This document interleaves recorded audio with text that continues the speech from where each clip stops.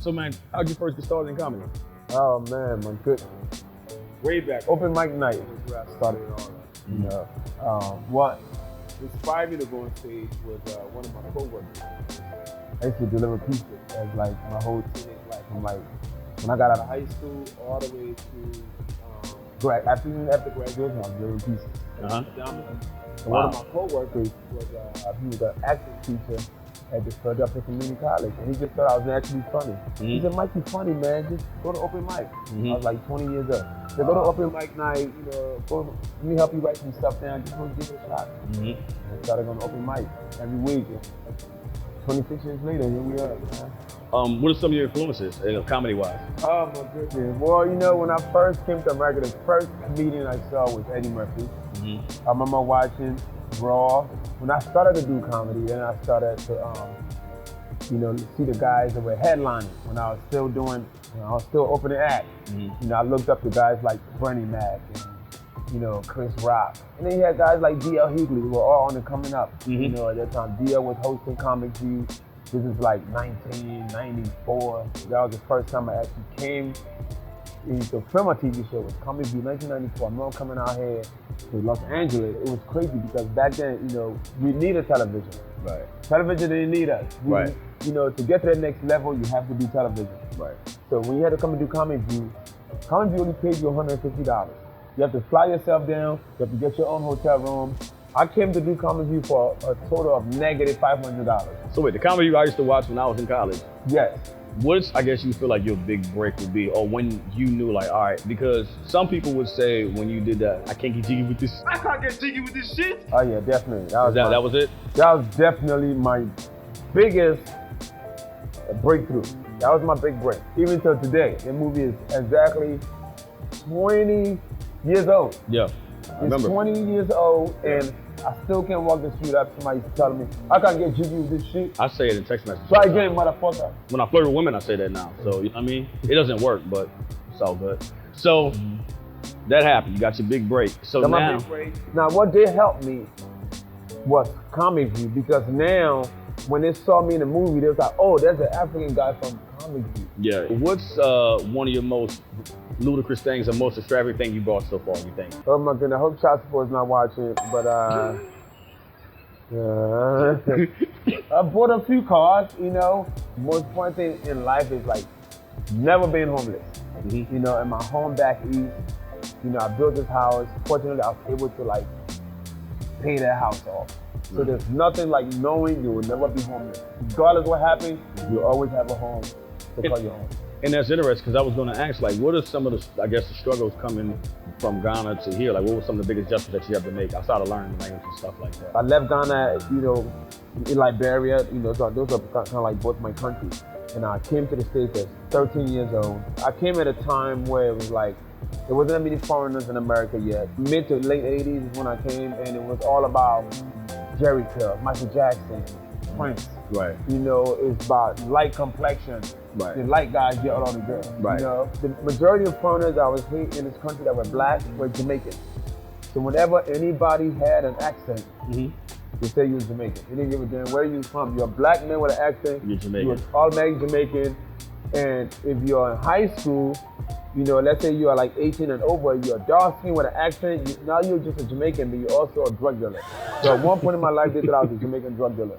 But I let them live with that because as long as they think I'm a drug dealer, nobody gonna mess with me. Right, they leave you alone. Can't fight for shit. So what are some things you like to eat? What are some of your favorite food? I'm a big seafood guy, you know. I've been trying to ease up on meat, period. Like I would not eat meat unless, if I go to a restaurant, that's all they have.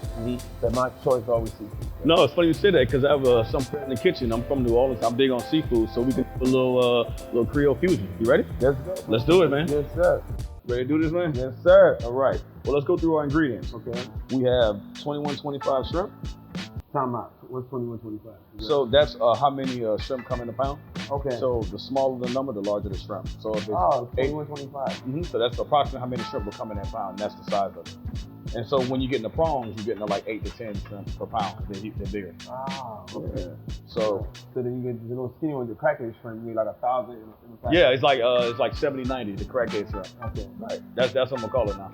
We have 21, 25 shrimp, coconut milk, diced onions, diced peppers, diced tomatoes, seafood stock. What's seafood stock? Seafood stock is like a shrimp, like shells for shrimp and all, they make stock out of it. Oh, Yeah. So instead of just like adding water, you can it's like flavored water. It tastes like seafood. And don't drink it. I wouldn't. We have curry and olive oil. You ready to do this? Let's go. Let's go.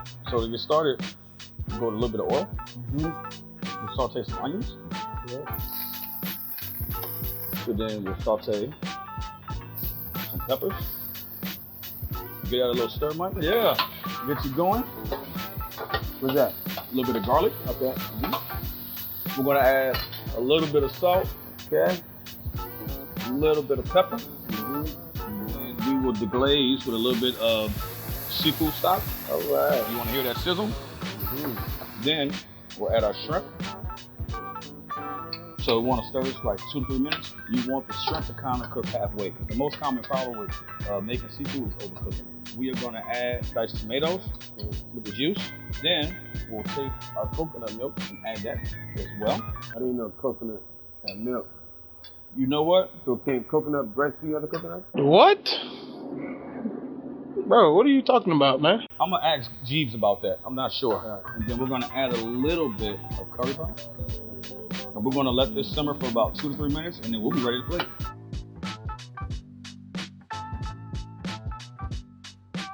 Welcome to my favorite part. I love the plate. We're going to start plating. We have some delicious jasmine rice that we made. Look at that. Looks nice and brand new. Yeah. Have you ever met Jasmine? I don't know who. Is it a person or just? I was going to name my daughter Jasmine, actually. So I don't know what we could do with that information right now. But so we take the rice, and we want to go in like the center of the plate. And so from there, we just take like shrimp, and we go right on top. And you want everything to kind of be like a mountain. You know, play with it as best you can. Yeah. You doing a mountain? Yeah. Build a mountain. If some fall over, that's fine. You sure? Yes, sir. I don't want no excuse for you not to feed me. I fucked up the mountain. Then we'll take some gravy on the side. Yep. There you go.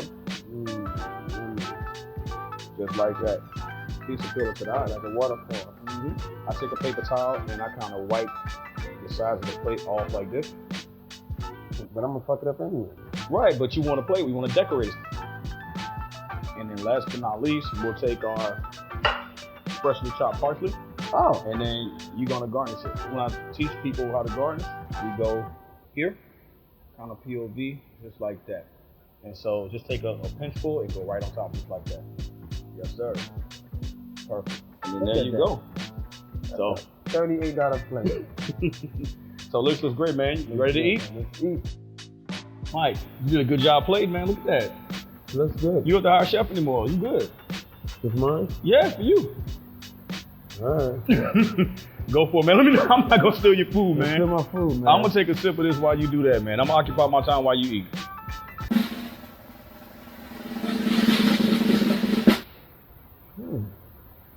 Get a jiggy with it. Nice and spicy too. Yeah. Hey, Mike, I'm glad you're enjoying this. I'm glad you're enjoying this. Here, we'll toast and take a shot of Sakari Spirits, sweet vodka.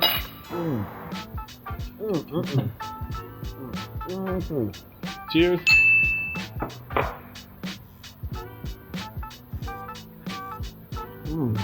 Good, man. I'm gonna get out of here and let you eat. I'll be back. Man, I'm not gonna steal your plate, man. I don't trust you. Wow. I'm out of here, bro. Yeah, hey, it's been cool, man. See y'all later.